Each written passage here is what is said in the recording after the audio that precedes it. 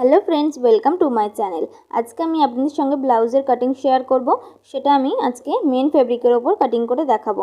এটাতে কোনো আস্তর লাগানো হবে না, মেন ফেব্রিকের ওপরেই কীভাবে একেবারে ডাইরেক্ট কাটিং করতে হয় ব্লাউজের, সেটাই আমি আপনাদের সঙ্গে শেয়ার করছি। ভিডিও শুরু করার আগে যারা যারা আমার চ্যানেলটাকে এখনও সাবস্ক্রাইব করেনি অবশ্যই সাবস্ক্রাইব করে নেবেন আর পাশে থাকা বেল আইকনটি প্রেস করে দেবেন। দেখুন, প্রথমে আমি কাপড়টাকে দুই ভাঁজ করে রেখেছি। কোমরের দিকে আমার এই ডিজাইনটা থাকবে। আর প্রথমে লম্বার মাপটা নিয়ে নিতে হবে। লম্বার মাপ আপনাদের রেডি মাপ যেটা থাকবে তার থেকে 1 ইঞ্চি বেশি নিতে হবে। আমার এখানে রেডি মাপ থাকবে 13 ইঞ্চি, তাই আমি 1 ইঞ্চি বেশি নিয়ে নিলাম। 14 ইঞ্চিতে দাগ দিয়ে লাইনটাকে সোজা করে নিলাম। এরপর আমি পুটের মাপটা নিয়ে নিচ্ছি। পুটের মাপ আমি এখানে নিচ্ছি 5 ইঞ্চি। এটা আমার 30 সাইজ ব্লাউজ বানানো হবে, যেহেতু এটা খুব ছোট সাইজের ব্লাউজ, সেই জন্য আমি এটা 5 ইঞ্চি নিয়ে নিলাম পুটের মাপটা। এরপর আমলের মাপ নিয়ে নিলাম 5 ইঞ্চির থেকে 2 সুত বেশি, মানে 5 ইঞ্চি আর 2 সুত নিয়ে নিয়েছি। এরপর লাইনটাকে সোজা করে নেব। লাইনটাকে এদিক থেকেও এবার বাড়িয়ে নিচ্ছি, বাড়িয়ে নিলাম। এরপর আমি ছাতির মাপ নিয়ে নেব। ছাতির মাপ 30কে 4 দিয়ে ভাগ করে নিতে হবে। 4 ভাগ করে নেওয়ার পর আমার এখানে 7.5 ইঞ্চি হয়েছে। 7.5 ইঞ্চিতে দাগ দিয়ে দিলাম আর 2 ইঞ্চি আমি এক্সট্রা সেলাই মার্জিন রাখছি। সেলাই মার্জিন রাখলাম। এরপর কোমরের মাপটা নিয়ে নিতে হবে। কোমরেরও আপনাদের যেটা মাপ থাকবে সেটাকে 4 দিয়ে ভাগ করে নিতে হবে। আমার এখানে কোমরের মাপ আছে 26 ইঞ্চি, তাই আমি 4 দিয়ে ভাগ করে নেওয়ার পর 6.5 ইঞ্চিতে দাগ দিয়ে দিলাম। এরপর 1 ইঞ্চি নিয়ে নিতে হবে টিকেন দেওয়ার জন্য পিছনের পাটে, আর 2 ইঞ্চি এক্সট্রা সেলাই মার্জিন নিয়ে নিলাম। এরপর সমস্ত দাগ দেওয়ার পরে লাইনটাকে সোজা করে নিচ্ছি। লাইনটাকে সোজা করে নিলাম। এরপর আমাকে নিয়ে নিতে হবে আমলের মাপ। এটা আমার যেহেতু পিছনের কাটিংটা একটু বড়ই থাকবে, সেহেতু প্রথমে 1/2 ইঞ্চি বাইরের দিকে আমলটাকে এইভাবে বাড়িয়ে নিতে হবে। 1/2 ইঞ্চি বাড়িয়ে নিলাম। এরপর এই যে 1/2 ইঞ্চি বাড়ালাম, উপরের কাঁধের দাগটার সঙ্গে বা একসঙ্গে মিলিয়ে দিতে হবে। মিলিয়ে দিলাম। এরপর আমলের যে শেপটা সেটা দিয়ে দেবো। এখানে আমি 1 ইঞ্চি থেকে 2 সুত বেশি নিলাম আমলের মাপটা। এরপর এর শেপ দিয়ে দিচ্ছি। আমলের শেপ দিয়ে দিলাম। এরপর গলার চওড়া নিয়ে নিচ্ছি। গলার চওড়া আমি এখানে 2 ইঞ্চি রাখছি। আপনারা যদি পিঠে দড়ি বাঁধা করতে চান তাহলে 2.5 ইঞ্চিও রাখতে পারেন। আমি এখানে দড়ি বাঁধা করবো না, সেহেতু আমি 2 ইঞ্চি নিয়ে নিলাম। এরপর গলার লম্বাটা নিয়ে নিচ্ছি 9.5 ইঞ্চি। 9.5 ইঞ্চিতে দাগ দিয়ে দিলাম। এরপর নিচের দিক থেকে উপর দিক থেকে যেমন 2 ইঞ্চি নিয়েছি, নিচের দিক থেকে যাতে একটু ডিজাইনটা খোলা খোলা দেখতে লাগে, ছড়ানো লাগে, সেহেতু সেই জন্যই আমি এখানে নিচের দিকে 2.5 ইঞ্চিতে দাগ দিলাম। এরপর এটাকে একটা বক্স বানিয়ে নিচ্ছি।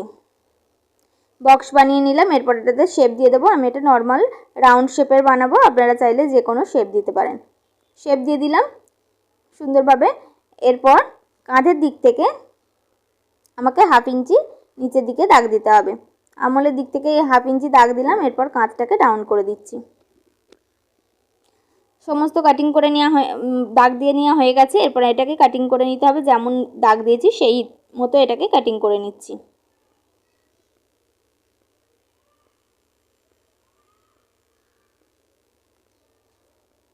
পুরোটা কাটিং করে নিয়েছি। পিছনের পাটটা আমার কাটিং করে নেওয়া কমপ্লিট হয়ে গেছে। দেখুন, আমি এটাকে খুলে দেখিয়ে দিচ্ছি। এরকম হয়েছে। এরপর সামনের পাটটা কাটিং করে নিতে হবে। সামনের পাটটা যেহেতু এখানে আমরা আস্তর দিয়ে কাটছি না, তাই যেহেতু কটরিটা আমাদের বাড়িয়ে নিতে হয় পরে, সেই জন্য আমি এটাকে প্রথমে পেপারের ওপর কাটিং করে নিচ্ছি সামনের পাটটা। সামনের পাটটা কিন্তু আমি এখানে পিছন পাটের থেকে আরও 1/2 ইঞ্চি বেশি নেব। 14.5 ইঞ্চি নিয়েছি। যেমন পিছনের পাটটা 14 ইঞ্চি নিয়েছিলাম, সামনের পাটটা 14.5 ইঞ্চি নিচ্ছি। এরপর সামনের পাটে যেমন পুটের মাপ 5 ইঞ্চি আর আমলের মাপ 5 ইঞ্চির থেকে 2 সুত বেশি নিয়েছিলাম, সেই রকমই দাগ দিয়ে দিলাম। একই রকম পিছনের পাটে যেমন দাগ দিয়েছিলাম সেই মতোই দাগ দিয়ে দিলাম। এরপর লাইনটাকে সোজা করে নিচ্ছি। এরপর এদিক থেকেও লাইনটাকে বাড়িয়ে নিচ্ছি। শুধুমাত্র লম্বা আমি পিছনের পাটের থেকে 1/2 ইঞ্চি বেশি নিয়েছি। এরপর ছাতির মাপ নিয়ে নিচ্ছি 7.5 ইঞ্চি। 30কে 4 দিয়ে ভাগ করলে 7.5 হয়। এরপর 2 ইঞ্চি এক্সট্রা সেলাই মার্জিন নিয়ে নিচ্ছি। সেলাই মার্জিন নিয়ে নিলাম। এরপর কোমরের দিক থেকে কোনো রকম মাপ নেব না, কারণ এটা যেহেতু বেল্ট ব্লাউজ বানাবো আমি, সেহেতু কাপড় কম বেশি হতে পারে, সেই জন্য এটাকে আমি সোজাভাবে দাগ টেনে দেবো। পরে যখন সেলাই হয়ে যাওয়ার পর যদি কাপড় বেশি হয় তখন কেটে নেব। কোমরের দাগ দেওয়া হয়ে গেছে। এরপর বেল্টের জন্য আমি এখানে দাগ দিচ্ছি 3.25 ইঞ্চিতে। আপনারা যদি চওড়া বেল্ট পছন্দ করেন তাহলে 3 ইঞ্চিও রাখতে পারেন, কিন্তু 3.25 ইঞ্চি 30 সাইজ ব্লাউজের জন্য একদম পারফেক্ট। দাগ দিয়ে দিচ্ছি। ওদিক থেকে 3.25 ইঞ্চি দাগ দিয়ে এবার লাইনটাকে সোজা করে নিচ্ছি। লাইনটাকে সোজা করে নিলাম। এরপর এই যে বেল্টটা শেপ দেওয়ার জন্য সামনের দিক থেকে 1/2 ইঞ্চি উপরের দিকে একটা দাগ দেব। এরপর এটাকে একটা শেপ দিয়ে দেবো, যেরকম আমাদের বেল্টে যেমন সেরকম শেপ দিই সেই রকম হিসাবেই আমরা এখানে শেপ দিয়ে নিচ্ছি। শেপ দিয়ে দিলাম সুন্দরভাবে। শেপ দিয়ে দেওয়ার পরে এরপর আমহোলের মাপটা নিয়ে নিতে হবে। এইভাবে যেমন পিছনের পাটে করেছিলাম, বাইরের দিকে 1/2 ইঞ্চি দাগ দিয়েছিলাম, সেই রকম 1/2 ইঞ্চি দাগ দিয়ে উপরের সঙ্গে মিলিয়ে দিচ্ছি। এরপর আর্মহোলের মাপটা রাখছি আমি এখানে 1 ইঞ্চি। পিছন পাটে নিয়েছিলাম 1 ইঞ্চি আর 2 সুত নিয়েছিলাম, আর সামনের পাটে শুধুমাত্র 1 ইঞ্চি নিয়ে আর্মহোলের গোল করে দিলাম। এরপর গলার চওড়াটা যেমন পিছন পাটে যেমন রেখেছিলাম 2 ইঞ্চি, সামনের পাটেও কিন্তু একই রাখতে হবে। 2 ইঞ্চিতে দাগ দিয়ে দিলাম। আর লম্বাটা আমি এখানে নিয়ে নিচ্ছি 6 ইঞ্চি। আপনারা চাইলে এখানে 6.5 ইঞ্চিও রাখতে পারেন, আমি এখানে 6 ইঞ্চি আর 2 সুত রেখেছি। এরপর নিচের দিক থেকে 2.5 ইঞ্চিতে দাগ দিচ্ছি। এরপর এটাকে একটা বক্স বানিয়ে নিচ্ছি।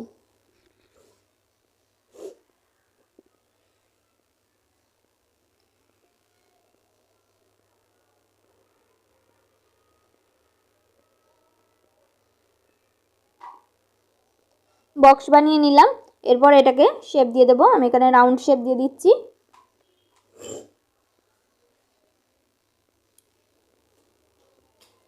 সুন্দর করে রাউন্ড শেপ দিয়ে দিয়েছি।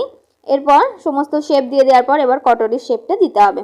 কটরির জন্য এটা যেহেতু 30 সাইজের ব্লাউজ, আমি এখানে 30 সাইজের ব্লাউজের জন্য আমি এখানে মাপ রাখছি কটরির 5 ইঞ্চি।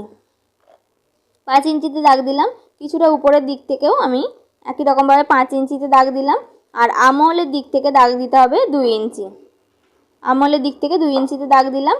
আর গলার দিক থেকে এখান থেকে আমি মাপটা রাখবো 4.5 ইঞ্চি।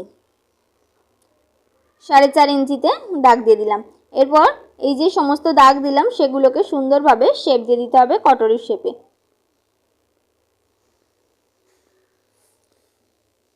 সুন্দরভাবে শেপ দিয়ে দিলাম। এরপর শেপ দেওয়া হয়ে গেছে। শেপ দিয়ে দেওয়ার পরে এবার যেমন পিছনের পাটে কাঁধের দিক থেকে 1/2 ইঞ্চি ডাউন করেছিলাম, সেই রকম কিন্তু এখানেও কাঁধের দিক থেকে 1/2 ইঞ্চি ডাউন করে দিতে হবে। ডাউন করে দিলাম। এরপর যেরকম শেপ দিয়েছি সেই মতো এগুলোকে কাটিং করে নিচ্ছি।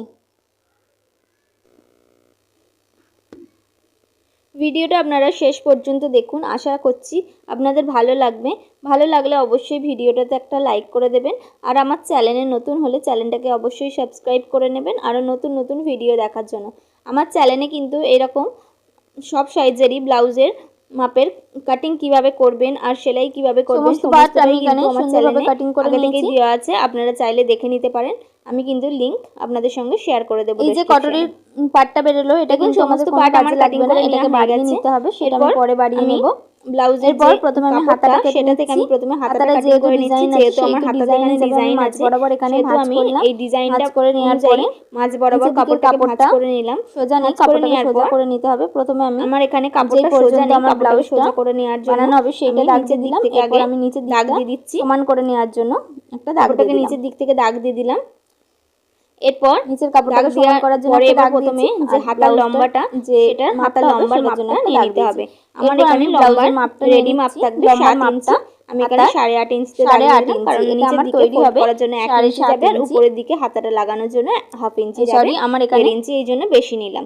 এরপর লাইনটাকে সোজা করে নিচ্ছি। সোজা করে নেওয়ার পরে এবার হাতার মাপ নেওয়ার জন্য যে পিছনের পাটটা আছে সেটার আমহোলের মাপটা নিয়ে নিতে হবে। প্রথমে যে 2 ইঞ্চিটাকে আমি মার্জিন হিসেবে রেখেছিলাম সেটাকে ধরলাম না, বাকি অংশটা আমি এখানে ধরে নিলাম। আমার এখানে 6 ইঞ্চি থেকে 1 সুত বেশি হয়েছে, সেই হিসাবে আমি এখানে হাতার কাপড়ে আমি 6 ইঞ্চি থেকে 1 সুত বেশিতে দাগ দিয়ে দিলাম। দাগটা দিয়ে দেওয়ার পরে এবার হাতাটাকে ডাউন করতে হবে। আমার এখানে যেহেতু হাতাটা খুব বড় হবে না, সেহেতু আমি এখানে হাতাটাকে 3.25 ইঞ্চিতে ডাউন করলাম। আপনারা যদি গ্লাস হাতা বানান তাহলে এখানে 3 ইঞ্চিতে ডাউন করবেন, আর এর থেকেও যদি ছোট হাতা বানান তাহলে 2.5 ইঞ্চিতে ডাউন করবেন। এরপর এইভাবে কোনাকুনি ধরে দেখে নিতে হবে 6 ইঞ্চি থেকে 2 সুত 1 সুত কোথায় হচ্ছে সেখানে দাগ দিয়ে দিতে হবে। দাগ দিয়ে দিলাম। এরপর কোনাকুনি এইভাবে লাইনটাকে টেনে দিচ্ছি। লাইনটা টেনে দেওয়ার পরে যেমন ব্লাউজের জন্য 2 ইঞ্চি কাপড় বেশি রেখেছিলাম, হাতার জন্য কিন্তু 2 ইঞ্চি কাপড় মার্জিনে বেশি রাখছি। এরপর নিচের দিকে এবার উপরের দিকে শেপ দিয়ে দিতে হবে। শেপ দেওয়ার জন্য দেখুন একদম সামনের দিক থেকে আপনারা শেপটা দেওয়া শুরু করবেন না, তাহলে হাতার ফিটিংসটা ভালো আসে না। প্রথমে এইভাবে 1.5 ইঞ্চিতে দাগ দিয়ে দিলাম। 1.5 ইঞ্চি পর থেকে আমি এবার হাতার শেপটা দেওয়া শুরু করব। এই 1.5 ইঞ্চিটা কিন্তু যেমন সোজা আছে সেরকম সোজাই থাকবে। তারপরের পরের দিক থেকে আমি এভাবে হাতার শেপটা দেওয়া শুরু করলাম। এরপর নিচের দিকে মুহুরির মাপটা নিয়ে নিচ্ছি। আমার এখানে ফিটিংসের মাপ থাকবে 9 ইঞ্চি, 4.5 ইঞ্চিতে দাগ দিয়ে দিলাম সেই জন্য, আর 2 ইঞ্চি এক্সট্রা সেলাই মার্জিন নিয়ে নিলাম। নিয়ে এভাবে হাতার শেপ দিয়ে দিলাম। প্রথমে আমি যে বাঁকা অংশটা ছিল কাপড়ে সেটা কেটে বাদ দিয়ে দিচ্ছি। এরপর হাতার কাপড়টা কেটে নিয়েছি। দুটো হাতাই আমার কাটিং করে নেওয়া হয়ে গেছে। এরপর হাতাগুলোকে এভাবে রাখবো একটার ওপর একটা। যেগুলো সোজা দিক সেগুলো আছে ভিতরের দিকে, আর উল্টো দিকটা আছে উপরের দিকে। এরপর একদিকের হাতা থেকে এভাবে 1/2 ইঞ্চি কমিয়ে নিতে হবে। এটা হবে সামনের তালপাটের জন্য কিন্তু 1/2 ইঞ্চি কম করে নিতে হয় হাতার কাপড়ের ক্ষেত্রে। এরপর মেন ফেব্রিকটাকে আমি আবার 2 ভাঁজ করে রেখেছি। এরপর সাইডের যে পার্টটা আছে সেটাকে হুবহু ছাপ তুলে নিলাম। ছাপ তুলে নিয়ে এভাবে এটাকে কাটিং করে নিতে হবে। যেমন শেপ দিয়েছি সেই মতো এটাকে কাটিং করে নিয়েছি। এবারে কোনটা সোজা কোনটা উল্টো আমি লিখে নিচ্ছি। দাগ দিয়ে নিয়েছি। এরপর কটরির মাপটা নিয়ে নিতে হবে। যে কটরিটা আমি পেপারে বানিয়েছিলাম সেটা কিন্তু আমার কোনো কাজে লাগবে না। প্রথমে আমি কাপড়টাকে 2 ভাঁজ করে রেখেছি, রাখার পরে হুবহু ছাপ তুলে নিয়েছি। ছাপ তুলে নেওয়ার পর এবার কটরিটাকে বাড়িয়ে নিতে হবে। দেখুন এই সাইড থেকে আমি 1 ইঞ্চি নিয়ে নিলাম, মানে হুক আর হুকপট্টির এদিক থেকে 1 ইঞ্চি বানালাম, আর এই সাইড থেকে আমি 1.5 ইঞ্চি বাড়িয়ে দাগ দিলাম। বোঝা গেছে? এরপর এভাবে মিলিয়ে দিচ্ছি। মিলিয়ে দেওয়ার পরে এই দিক থেকে কিন্তু কিছু বাড়াতে হয় না, যেমন আছে উপরের দিকটা সেরকমই থাকবে। নিচের দিক থেকে এইভাবে কোনাকুনি করে স্কেল দিয়ে আমি দাগটাকে একটার সঙ্গে একটা মিলিয়ে দিলাম। এরপর এই সাইডে উপরের দিক থেকে সেলাই মার্জিনের জন্য 1/2 ইঞ্চি বাড়িয়ে নিতে হয়। এবার উপরের সঙ্গে নিচের দিকটাকে আলগা হাতে এইভাবে শেপ দিয়ে মিলিয়ে দেব। এরপর নিচের দিক থেকে বাড়িয়ে নিতে হবে, সেই জন্য মিডল পয়েন্টটা আগে বের করে নিতে হবে। এইভাবে ফিতেটাকে ধরে ঘুরিয়ে দেখে নেব কতটা মাপ হচ্ছে। এরপর যত পর্যন্ত মাপ হয়েছে সেই পর্যন্ত ফিতেটাকে এইভাবে ভাঁজ করলাম। ভাঁজ করে নেওয়ার পর এই মিডল পয়েন্টটাতে আমি দাগ দিয়ে দিলাম। দাগ দিয়ে দেওয়ার পরে এই মিডল পয়েন্ট থেকে নিচের দিকে দাগ দিতে হবে। নিচের দিকে আমি এখানে 1.25 ইঞ্চিতে দাগ দিলাম। 1.25 ইঞ্চি বা 1.5 ইঞ্চিও দাগ দিতে পারেন। আমি এখানে 1.25 ইঞ্চি দাগ দিলাম। এরপর দুটো কোণের সঙ্গে এভাবে মিলিয়ে দিতে হবে কোনাকুনি করে। ব্যাস, আর কিচ্ছু করতে হবে না। আমার কিন্তু কটরি রেডি হয়ে গেছে।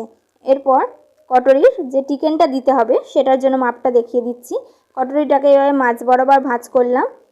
যেটা মিডল পয়েন্ট বের করেছিলাম সেই মাঝ বরাবর ভাঁজ করলাম। ভাঁজ করে নেওয়ার পরে নিচের দিক থেকে এভাবে প্রথমে 1.5 ইঞ্চিতে দাগ দিলাম। 1.5 ইঞ্চিতে দাগ দেওয়ার পরে এভাবে উপরের দিক থেকে আমি এখানে 3.25 ইঞ্চিতে দাগ দিলাম। আপনারা চাইলে কিন্তু এটা 3 ইঞ্চিও রাখতে পারেন, যারা বেশি আর কি কটরিটা ফোলা দেখাতে চান তারা কিন্তু 3 ইঞ্চিও দাগ দিতে পারেন। আমি এখানে 3.5 ইঞ্চিতে দাগ দিলাম। 3.25 ইঞ্চিতে দাগ দিয়ে দিয়েছি। এরপর এদিক থেকেও লাইনটাকে মিলিয়ে দিলাম। দুই পাশ থেকেই কিন্তু 1.5 ইঞ্চি করে আছে। এরপর নিচের যে বেল্টের পার্টটা সেটাকেও ছাপ তুলে নিয়েছি কাপড়টাকে 2 ভাঁজ করে রেখে। এরপর এটাকেও কাটিং করে নিতে হবে। আমার কিন্তু সমস্ত পার্ট একদম রেডি হয়ে গেছে। ভিডিওটা কেমন লাগলো অবশ্যই জানাবেন। ভালো লাগলে অবশ্যই একটা লাইক করে দেবেন। এই সেলাইয়ের ভিডিও কিন্তু আমার চ্যানেলে আগে থেকে দেওয়া আছে, আপনারা চাইলে দেখে নিতে পারেন। আমি লিংক শেয়ার